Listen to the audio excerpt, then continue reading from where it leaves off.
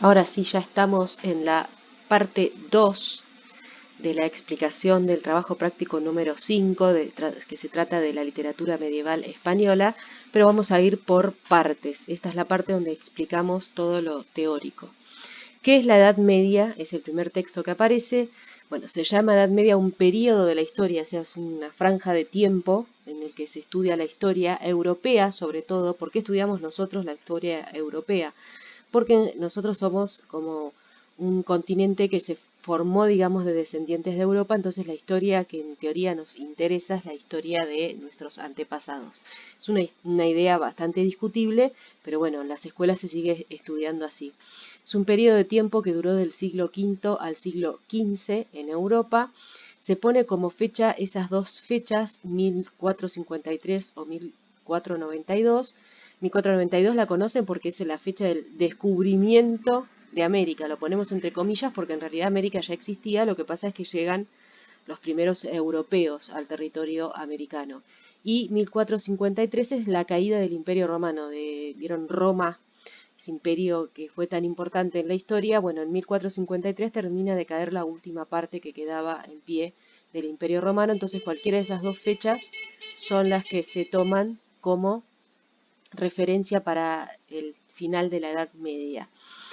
Son siglos caracterizados por el gran poder e influencia de la Iglesia en general. Yo ahí les escribí Iglesia Católica, pero también es la musulmana, o sea, Europa estaba dividida por todo lo que era el poder de la Iglesia Católica, que era muy grande, pero también había muchos musulmanes que vivían en Europa y bueno, tenían gran influencia en la gente.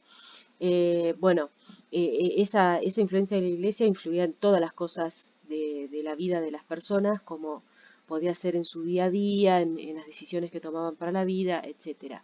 Es una época que se considera oscura porque como había tanto poder de la religión, es como que en cierto punto se creía todo lo que la iglesia decía sin poner a prueba a través de la ciencia todo eso. Por ejemplo, Galileo Galilei en la Edad Media fue el que descubrió que la Tierra giraba sobre sí misma y alrededor del Sol, pero en un momento tuvo que desdecirse, tuvo que salir a decir públicamente que eso era falso porque si no lo mataban.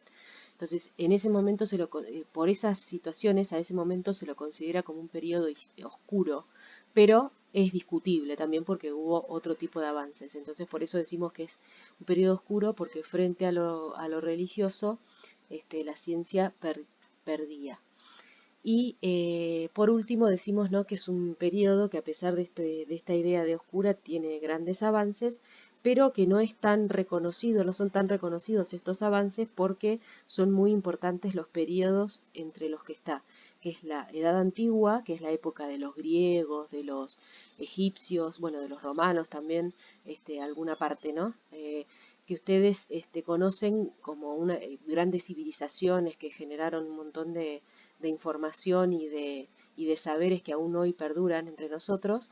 Y el otro periodo es la Edad Moderna o el Renacimiento, que es cuando empieza todo este poderío de la Iglesia, se empieza a discutir y empieza a renacer en algún punto esa necesidad de investigar y de saber más, crece el poder de la ciencia y bueno, llegamos hasta la actualidad, digamos, en donde la ciencia y la tecnología han cambiado un montón de cosas. La Edad Media es un periodo que por ahí lo han visto en películas o en series, por ejemplo las Cruzadas, que fueron unas guerras que duraron bastante tiempo en Europa y que enfrentaban justamente a cristianos, fundamentalmente contra musulmanes, y bueno, duraron durante mucho tiempo, transcurrieron y bueno, son periodos históricos reconocidos, ¿no?, muy importantes. Ahí en la otra imagen, en esta otra imagen vemos, por ejemplo, cómo están coronando rey a alguien y las figuras que aparecen a su alrededor son religiosas, ¿no?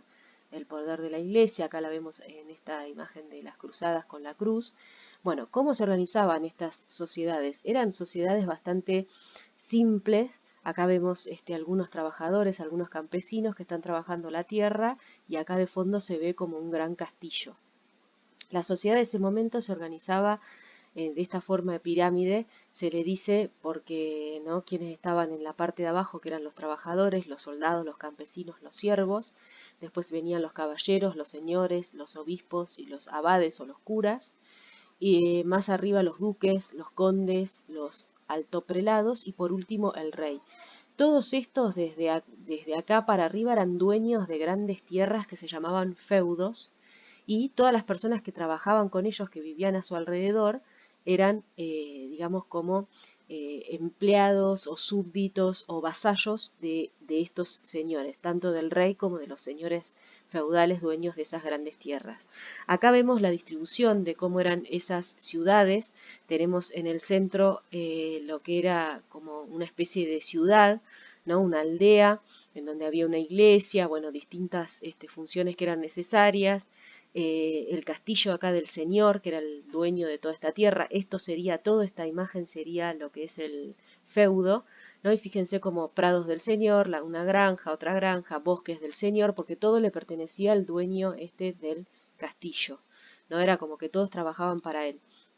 Y acá un poquito más explicado tenemos esto de las clases sociales. Eran como los 4 lugares más importantes: el monasterio, el castillo, las aldeas y las ciudades. Las ciudades todavía eran muy incipientes, muy chiquitas, eran donde vivían los burgueses. Se le dice burgueses porque vivían en los burgos. Burgos significa ciudades, y todavía no tenían tanto poder, eran banqueros, comerciantes y demás, pero no eran poderosos.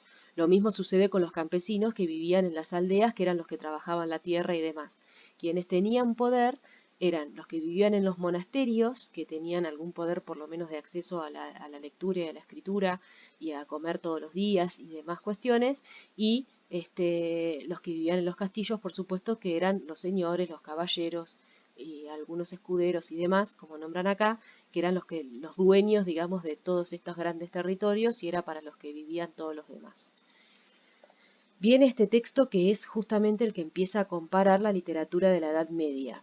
El Mester de Juglaría fundamentalmente lo reconocemos como un género más popular, que lo hacía la gente común.